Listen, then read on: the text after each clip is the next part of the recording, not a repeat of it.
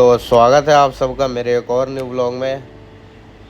Blog काफ़ी time बाद आ रहा है क्योंकि आना जाना कहीं हो नहीं पाता और आसपास का क्या ही ब्लॉग बनाऊं मैं। तो सोचता हूँ कि बाहर निकलूँगा तो ब्लॉग बनाऊँगा। तो फिर मैं आज निकला हूँ अपने गांव जा रहा हूँ मैं काफ़ी लंबे समय के बाद, यानी मान लो 5-7 साल बाद। इतनी जल्दी हो नहीं पाता गांव का आना जाना। तो चलते हैं गांव में। गांव गांव की ज़िंदगी जी के आते हैं कुछ टाइम के लिए ही सही।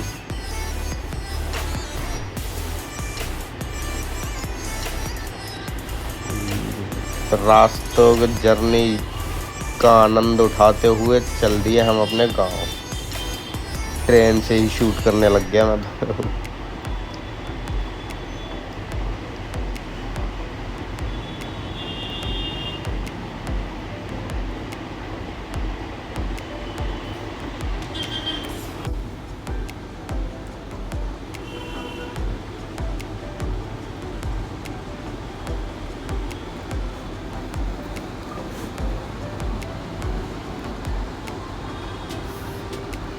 सुबह मॉर्निंग टाइम में इतना अच्छा व्यू आ रहा था तो मुझे लगा शूट कर लेना ही चाहिए। फिर रास्ते में नमो घाट पड़ा हमारा वाराणसी का। गंगा जी के दर्शन कर लीजिए। लोग बाग यहाँ सिक्के फेंक रहे थे तो मेरे पास थे नहीं।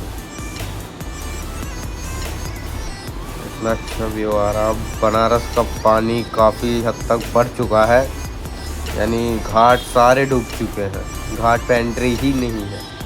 तो अगर आप जाएं तो थोड़ा सा कम हो तब जाना, यानी मतलब दिवाली के बाद ही आओ। कोई फ़ायदा होगा नहीं आपका यहाँ घूमने का, क्योंकि घाट पे एंट्री मिलेगी नहीं आपको। फिर मैं पहुँचा अपने गांव। ये मेरी है दीदी जो कि नल पे पानी भर रही थी, मैं इनको शूट कर रहा था। गांव का व्यू, गांव का तो अलग ही आनंद है। आप सब भी जाते होंगे अपने गांव, तो अपना एक्सपीरियंस शेयर करना कमेंट्स बॉक्स में।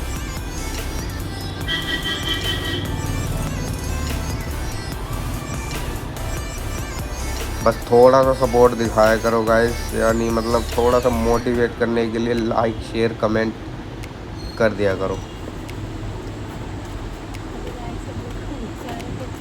Hello guys.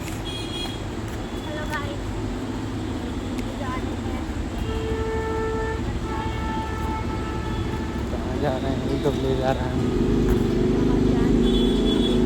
किडनैप।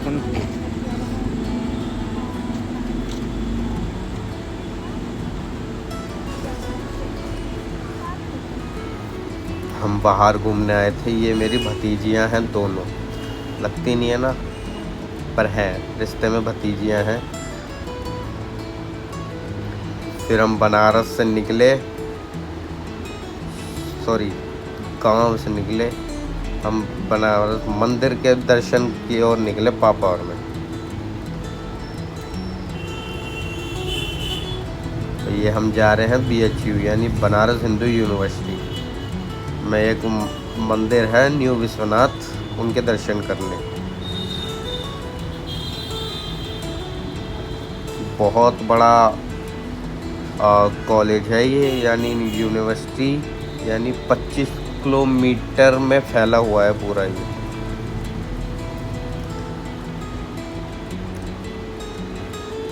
ये हम पहुंच गए। फिर रिक्शे से उतरे अपने न्यू विश्वनाथ मंदिर के लिए।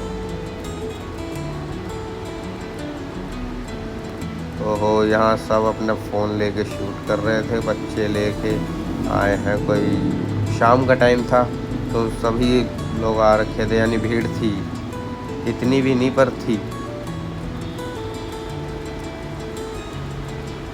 मंदिर अंदर से बहुत ज़्यादा प्यारा है।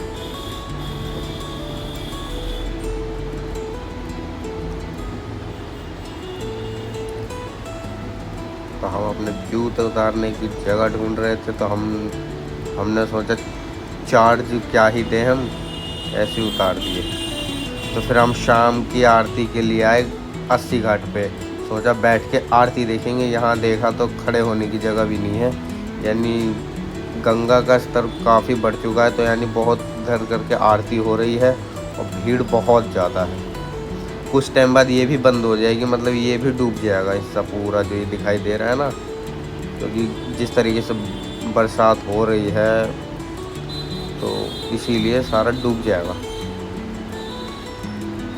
तो फिर दर्शन करके हम सो गए। फिर अगली सुबह वापस दिल्ली के लिए वाराणसी स्टेशन आए। फिर हम अपनी ट्रेन का वेट कर रहे थे जो कि वंदे भारत थी। तो हम अपने ट्रेन का वेट करते करते एक इतनी सुबह बारिश हुई कि हम भीगते भीगते आए स्टेशन। फिर वेट करते करते भीगे हुए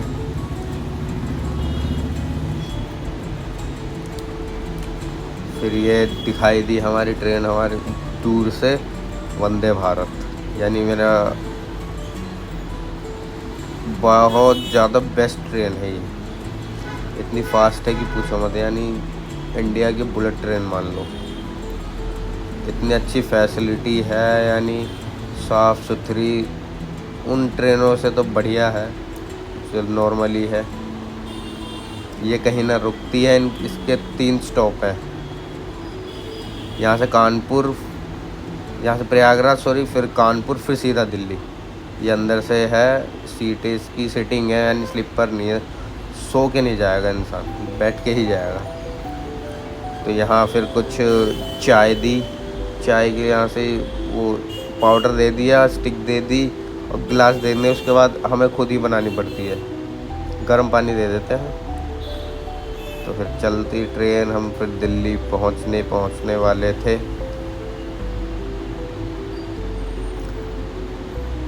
रास्ते के नज़ारे लेते हुए हम पहुँचने वाले दिल्ली।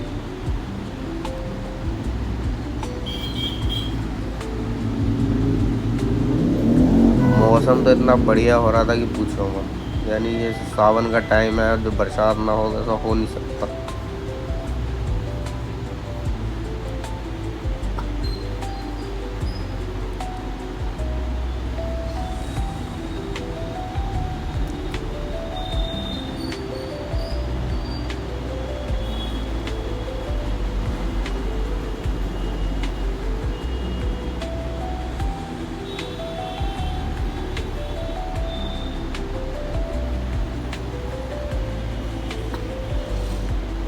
तो थैंक्स फॉर वॉचिंग।